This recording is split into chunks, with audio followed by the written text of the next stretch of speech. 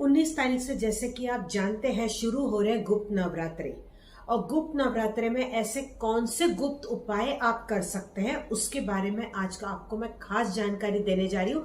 अगर आपकी बहुत वक्त से कोई मनोकामना पूरी नहीं हो रही है और खास तौर पे आपको शत्रुओं से बहुत ज्यादा भय है, या कोर्ट कचहरी का आपका मामला चल रहा है, या आपको प्रॉपर्टी से रिलेटेड कोई इश्यूज है, कोई भी ऐसी मेजर प्रॉब्लम आपकी लाइफ में है जो अब तक आपकी सॉल्व नहीं हो रही, आपको लग रहा है बहुत ज्यादा रुकावट है, तो इन दोनों में आपको उपाय जरूर से करने चाहिए।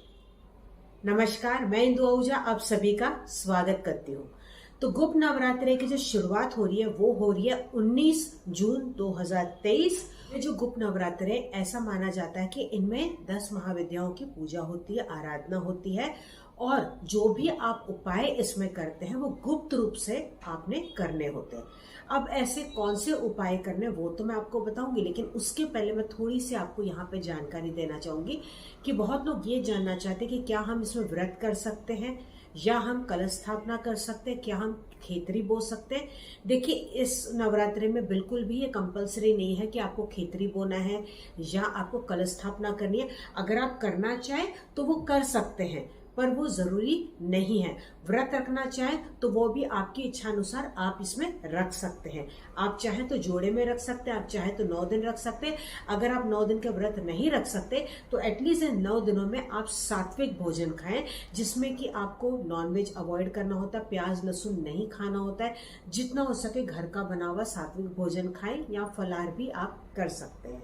गुप्त नवरात्रों में जितना हो सके आप ओम नमः शिवाय का जाप करते रहें। जितना ओम नमः शिवाय करते जाएंगे उतना ही आपका मन भी शांत रहेगा, घर में भी सुख शांति बनी रहेगी। साथ ही साथ आप दूसरा मंत्र कर सकते हैं, ओम गण गणपते नमः, ओम गण गणपते नमः। और तीसरा जो मंत्र है, जो कि मेन मंत्र है, वो है ओम ऐं ह्रीं क्लीं चामुंडाय विच्चे। आप चाहें तो आगे नमः लगा सकते हैं, या नहीं लगाएं तो भी ठीक है। ओम ऐं ह्रीं क्लीं चामुंडाय विच्चे नमः। इस मंत्र का भी आप जाप जितना मन में करेंगे उतना ज्यादा अच्छा है। आप चाहें तो दोनों बार कर सकते हैं। आप सुबह भी बैठ के ये तीनों मंत्र कर सकते हैं, आप शाम को भी कर सकते हैं। दोनों बार करेंगे तो बहुत ही अच्छा। इन दिनों में आप घी का दीपक जलाएंगे तो बहुत ही अच्छा। अगर आप तेल का इस्तेमाल करना चाहते हैं तो ऐसे में तिल का तेल या सरसों के तेल का भी आप इस्तेमाल कर सकते हैं। बाती के रूप में आप जो नॉर्मल रुई की बाती होती है आप उसका इस्तेमाल कर सकते हैं, या जो कलावे का जो धागा होता है ना उसको भी बाती के रूप में आप इस्तेमाल कर सकते हैं। अब मैं आपको बताने जा रही हूँ खास उपाय जो कि आपको करना चाहिए अपनी मनोकामना पूर्ति के लिए। आपने क्या करना है, एक कलावा का धागा ले लेना है, अंदाज से आप नाप का ले लीजिएगा, या कोई भी लाल धागा आप ले लेंगे। अब इसमें आपने क्या करनी है, 9 गांठें आपने बांधनी है। थोड़ी थोड़ी दूरी पे आपने गांठें इस पे बांधनी होगी।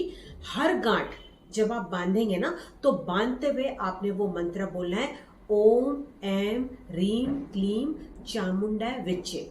फिर दूसरी गांठ आप बांधेंगे, ओम ऐं ह्रीं क्लीं चामुंडाय विच्चे।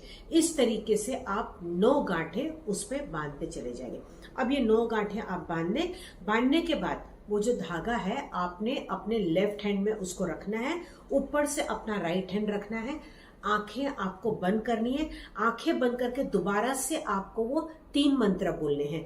पहला ओम नमः शिवाय वाला मंत्र, दूसरा ओम गण गणपते नमः, तीसरा ये चामुंडाय विच्चे वाला मंत्र। आप ये जब तक आपके मन से है तब तक बोल सकते हैं, या 1-1 मिनट या 2-2 मिनट के लिए हर मंत्र आप तीनों वो बोल देंगे। अब इसमें आपने अपनी इच्छाएं बोलनी है। अब ऐसे में बिल्कुल भी आपने ये नहीं सोचना कि मैं प्रेजेंट टेंस में बोलना है या कैसे बोलना है, बिल्कुल भी अपने दिमाग पे आपने प्रेशर नहीं देना है। बस आपने ये सोचना है कि आप डायरेक्टली माता से बात कर रहे हैं, डायरेक्टली काली माता से बात करें। आंखें बंद करके आप माता को याद कीजिए, और जैसे आप माँ के आगे प्रार्थना करते हैं ना, वैसे अपनी जो भी तकलीफ है वो आप बोल दीजिए, क्या चाहते हैं आप वो बोल दीजिए और उनसे निवेदन कीजिए। और उसके बाद आपको ये भी बोलना है कि जाने अनजाने में जो भी आपसे गलतियां हुई होगी आपको माफ करें, और ये जो अभी आपने विधि की है अगर उसमें भी मुझसे कोई गलती हो गई है, भूल चूक हो गई है, तो माता आप उसमें भी मुझे माफ करना। इस प्रकार से आपने बोलना है। और आपने क्या करना है, कोई भी एक बाउल या कटोरा ले लीजिए, चाहे वो कांच का हो, स्टील का हो, पीतल का हो, चांदी का हो, कोई फर्क नहीं पड़ता। उसके अंदर आप ये जो धागा है ये आप रख देंगे और उसी के अंदर आप 9 फूल वाली लौंग भी रख देंगे धागे के साथ ही। ठीक है, आपने इसको पूजा स्थान पे रखना है और ये वहीं पे रहेगा 9 दिन तक। पहले दिन आपने रखा, 9 दिन तक ये वहीं रहेगा। दोनों टाइम वहां पे दिया अगरबत्ती होगा और आप माता को फूल भी अगर चढ़ा सकते तो रोज आप चढ़ाइएगा। हो सके तो पहले दिन माता को भोग के तौर पे प्रसाद जरूर से चढ़ाइएगा। सीरा या हलवा बना के भी आप माता को भोग के तौर पे लगा सकते हैं। आप 9 दिन अगर भोग लगाएंगे तो बहुत ही अच्छा, नहीं तो फर्स्ट एंड लास्ट दिन भी आप चढ़ा सकते हैं।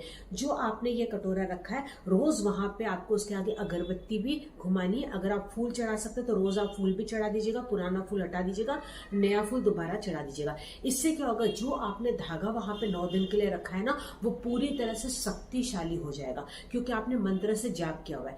ये पहले दिन ही आपने हाथ में होल्ड करके बोलना है, बाद में वो बाउल में एज इट इज पड़ाएगा। रोज आपने उसको बाहर नहीं निकालना है, लेकिन हाँ, रोज आप वो तीनों मंत्र जरूर से बोलेंगे। ठीक है, आप चाहें तो उसको मोबाइल पे भी प्ले कर सकते हैं। चामुंडा विजय का मंत्र आपको हमारे चैनल पे मिल जाएगा। अच्छा, इस बीच में अगर लेडीज को पीरियड्स आ जाते हैं तो आप ऐसे में स्किप कर दीजिएगा। 4th डे से आप अपने बाल धो के या 5th डे से आप आगे पर कंटिन्यू पूजा की कर सकते हैं। अब जब 9 दिन हो जाएंगे, 10वें दिन पे आपने क्या करना है, वो धागे को ले लेना है। आप चाहे तो उसको गले में पहन लीजिए, आप चाहे तो अपने हाथों पे बांध दीजिए, या तो इसको अपने तिजोरी में रख दीजिए, या अपने पर्स में रख दीजिए, या आप क्या कर सकते हैं कि आपके घर के ही दरवाजे पे एज अ सुरक्षा चक्र आप इसको अंदर की तरफ भी बांध सकते हैं, या कहीं पे भी आप इसको घर के अंदर भी बांध सकते हैं, या पूजा स्थान पे ही रहने दे सकते हैं। अब जो उसमें 9 लौंग थी वो आपको लेनी है और आपने वापस से दोबारा से अपनी इच्छा बोलनी है, जो भी आपकी इच्छाएं थी, और उसको घर के कोई भी गमले के अंदर आपको मिट्टी में बस इसको दबा देना है। ठीक है, अगर इस बीच में आप कहीं बाहर जाते हैं, आगे पीछे थोड़ा लेट हो गया, कोई बात नहीं, जब भी आप लौट के आएंगे तब आप ये चीज कर लीजिएगा। इसको पूरे विश्वास के साथ कीजिएगा। जो आज मैंने आपको उपाय बताया है, आप इस वीडियो को भले से शेयर कीजिएगा, ताकि दूसरे लोगों का भी इसमें भला हो पाए, दूसरे लोगों की भी परेशानी दूर हो पाए। लेकिन आप ये खुद उपाय कर रहे हैं, ऐसा आपको किसी को नहीं बताना है, क्योंकि ये पूरी तरह से गुप्त उपाय है। ठीक है, तो ये आपने अपने तक ही रखना है। यहां तक कि जो आप भोग माता को चढ़ाएंगे वो भी आपने घर के सिर्फ परिवार मेंबर्स को ही खाना है। ये नहीं कि आप दे रहे हैं प्रसाद। नॉर्मली जो प्रसाद होता है हम क्या करते हैं, सभी को खिलाते हैं, हमारे घर पे जो भी आते हैं या आस पड़ोस में सबको हम खिलाते हैं। लेकिन ये प्रसाद जो गुप्त नवरात्रों का है, आप ऐसा नहीं करेंगे। आप आपस में ही फैमिली मेंबर्स इसको खाएंगे। बस इतना ही आपने करना है। अगर आपसे सीरा हलवा या चने नहीं बनाए जाते तो केवल जो मिश्री होती है ना, वो भी अगर आप माता को आज ही चढ़ाएंगे तो वो भी काफी। उसके साथ साथ आप चाहें तो हरी इलायची भी माता को भोग के तौर पर रोज आप चढ़ा सकते हैं। जो आज मैंने आपको ये चमत्कारी धागे वाला उपाय बताया ना, आप चाहें उतने धागे आप तैयार कर सकते हैं। आप चाहे तो अपने बच्चों के लिए तैयार कर सकते हैं, आप व्यापार स्थान के लिए तैयार कर सकते हैं, खुद के लिए तैयार कर सकते हैं, अलग अलग सभी के लिए धागे आप तैयार कर सकते हैं। सभी में आपने प्रोसीजर वही होगा। आप सभी को एक साथ एक ही बाउल में भी रख के भी एक साथ उनको चार्ज कर सकते हैं। तो इस तरीके से भी अगर आप पूरे विश्वास के साथ करेंगे तो जरूर आपकी मनोकामना पूरी होगी। लेकिन हाँ, माता से रोज माफी जरूर से मांग लीजिएगा और ये जरूर से कहिएगा कि जो भी भूल चूक हुई होगी वो आपको माफ कर दे। उम्मीद करती हूँ कि बहुत ही जल्द आपकी मनोकामना पूरी होगी और आप मुझे यहाँ पे कमेंट करके बताएंगे तो मुझे बहुत ही ज्यादा खुशी होगी। इससे मुझे आशीर्वाद ही मिलेगा और मुझे बहुत ज्यादा खुशी होगी। तो आप चैनल पे नए आए हैं, इस तरह की और वीडियोस देखना चाहते हो तो चैनल को सब्सक्राइब जरूर से कर लीजिएगा। आप मुझे फेसबुक और इंस्टाग्राम पे भी फॉलो कर सकते हैं। तो हम मिलेंगे अगले वीडियो में। तब तक आप मस्त रहें, खुश रहें, अपना पूरा ध्यान रखें। नमस्कार, जय माता दी।